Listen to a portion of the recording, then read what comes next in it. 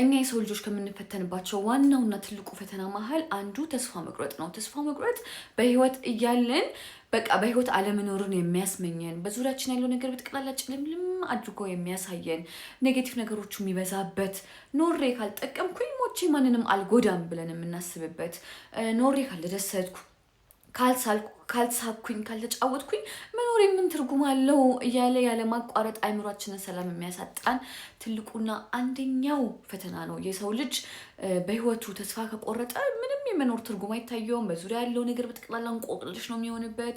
ሰው ሲሰራ ሰው ሲጫወት ምን ሲል ምኑ ያስደስታል፣ አሁን ይሄ ምኑ እንደዚህ ያደርጋል ምናምን ነገር እስከ ማለት የምንደርስበት ፈተና ነው እና ሁላችንም መዘንጋት የለብንም ብዬ ማስበው፣ ሁላችንም ማወቅ አለብን ብዬ ማስበው ነገር ይሄ ፈተና ከሰው ልጆች አይደለም የሚመጣው፣ ስጋ ከለባሾች ፊት ለፊት መጋፈጥ ከምንችላቸው ነገሮች አይደለም የሚመጣው።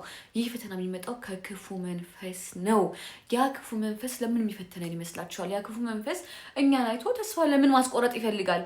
እስፔሻሊ ደግሞ ለይቶ ነው፣ አንዳንድ ሰዎችን ለይቶ ነው ይሄንን ነገር ተስፋ የሚያስቆርጠውና ብዙ ጊዜ ማሰብ ያለብን ነገር ያ ክፉ መንፈስ ነጋችንን ስለሚያውቀው ነው። ያ ክፉ መንፈስ አሻግሮ ነገ የሚመጣውን ህይወት፣ ነገ መኖር የምንችለውን ህይወት፣ ነገ እግዚአብሔር ያቀደልንን ህይወት ያውቀዋል። በብዙ በወንዶች በሴቶች እስፔሻሊ ወጣቶች ላይ ነው ይሄ ነገር የሚሰራው።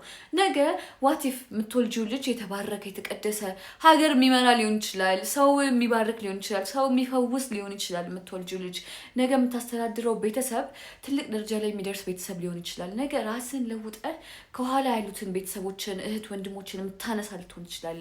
ነገ ራስሽን ለውጠሽ አባት እናትሽን አክብረሽ ለቁርባን ለንስሐ ሞት አብቅተሽ ተመርቀሽ የምትኖሪበት ህይወት ሊሆን ይችላል እና ክፉ መንፈስ ይህንን ነገር ያውቃል። ነጋችን ላይ ምን እንዳለ፣ ነጋችን ላይ ምን አይነት ህይወት እንደሚጠብቀን ያውቃል። ለዛ ነው የሚኮረኩመን። ለዛ ነው ውዛውት ምንም አይነት ረፍት በቃ አንቺ ምንም ትርጉም የለሽም፣ አንተ ምንም ትርጉም የለም፣ ሞትክም ቁጭ አልክም ኖርክም ምንም የምትጠቅመው ነገር የለም፣ ማንም አይወድህም፣ ማንም ላንተ ሴንስ የለውም፣ ማንም ላንተ ክብር የለውም፣ ማንም ላንተ ቦታ የለውም እያለ የሚፈትነን እና ወንድሞቼ፣ እህቶቼ፣ ወጣቶች፣ ትልቆችም ሆኑ ገና ማለት ህይወት በጣም ከባድ ነው። ህይወት ቻሌንጂንግ ነው። ህይወት ብዙ ነገር አለው። ነገር ግን አንዱ ፈተና አንዱን ይሄንን ቻሌንጅ ስናልፍ ነገ ደግሞ የሆነ ሪዋርድ እንደሚጠብቀን፣ ነገ ደግሞ የሆነ ሽልማት እንደሚጠብቀን እያወቅን መኖር መቻል አለብን።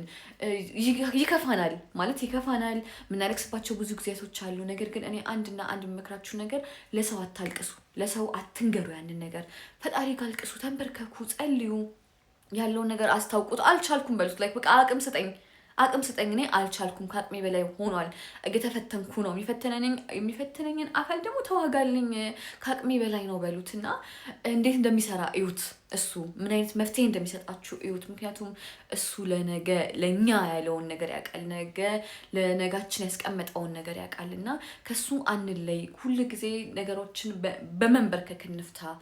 በማልቀስ የሚረዳኝ ሰው የለም ምናምን በማለት አይደለም። ሁሉም ሰው የራሱ ችግር አለበት።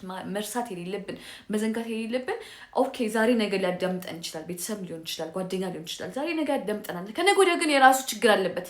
የራሱን ችግር ደግሞ መጥቶ መንገድ ይፈልጋል። እሱም ገብቷችኋል አይደል? ስለዚህ በነገሮች በቃ ማይለን በነገሮች ኖ በቃ እስከዚህ ተሸክም ያህል ይበቃል ከዚህ በኋላ ማይለን አንድና አንድ ፈጣሪ አለን እና ለሱ ተንበርከን መንገር አለብን። ለሱ አቅም እንዲሰጠን መንገር አለብን። ለሱ ተስፋ ለመቁረጥን በሱ መማር አለብን እና አይዟችሁ፣ ሄንጎን ነገ እግዚአብሔር ያሰበልንን ህይወት አሳልፈን አንስጥ። ነገ እግዚአብሔር ያቀደልንን የሚያምር የተባረከ ህይወት አሳልፈን አንስጥ። እግዚአብሔር ያሰበልንን ህይወት፣ እግዚአብሔር ያቀደልንን ደስተኛ ህይወት ሳንኖር አንለፍ። እስካሁን ያሳለፍነው መከራ፣ እስካሁን ያሳለፍነው ቻሌንጅ ይበቃናል። ስለዚህ ዋነኛው ጋር የህይወትን ትርጉም የሚሰጠን እግዚአብሔር ጋር አቅም ስጠኝ አቅቶኛል ብለን ጸልየን ነጋችን ደግሞ የተባረከ የተቀደሰ ሆኖ ደስተኛ ሆነን ቤተሰብ አፍርተን ቤተሰቦቻችንን ትልቅ ደረጃ ላይ አድርሰን ትናንት እኮ ይሄ ነገር አጋጥሞኝ ነበረ እንደዚህ በማድረጌ ነው ያለፍኩት የምንልበትን ህይወት እግዚአብሔር ይስጠን። እግዚአብሔር አያሳጣን። አይዟችሁ፣ እንበርታ፣ እንለፈው። በጣም ህይወት ፉል ኦፍ ቻሌንጅ ነው። ፋይናንሻሊ ብትሉ ኢሞሽናሊ ብትሉ ላይክ ኤቭሪቲንግ ቻሌንጅ አያጣንም፣ ምክንያቱም የሰው ልጆች ነን።